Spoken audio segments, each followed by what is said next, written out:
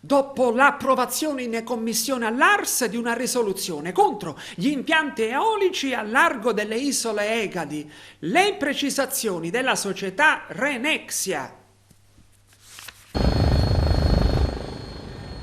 È stata approvata in commissione all'Assemblea regionale la risoluzione depositata nei giorni scorsi che impegna il governo Musumeci ad esprimere parere contrario e a negare qualsiasi autorizzazione all'installazione di impianti eolici nel canale di Sicilia. Ebbene, in proposito oggi interviene una delle società interessate al progetto, la Renexia, che afferma: la risoluzione è stata votata sulla base del progetto preliminare dell'impianto Medwind, quindi in pratica su qualcosa che è stato superato e dunque senza conoscere i risultati delle indagini compiute su quel tratto di mare. In tale tratto di mare i ricercatori non hanno individuato alcun sito di interesse storico e archeologico. Questo dato è stato certificato dall'istituto Anton Dorn, che ha messo a disposizione della competente soprintendenza tutta la documentazione raccolta. Circa l'80% dell'area studiata dai ricercatori dell'Anton Dorn è risultata idonea ad accogliere le turbine galleggianti. Le ampie aree di fondale sono caratterizzate da serio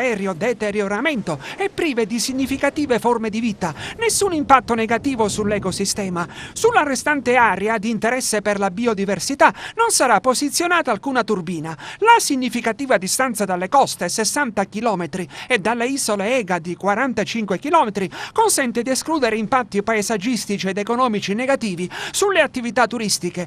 Inoltre, secondo lo studio Deloitte, il posizionamento degli aerogeneratori non comporta interferenze con le rotte percorse dalle marinerie locali e non sono stimate contrazioni significative delle attività di pesca.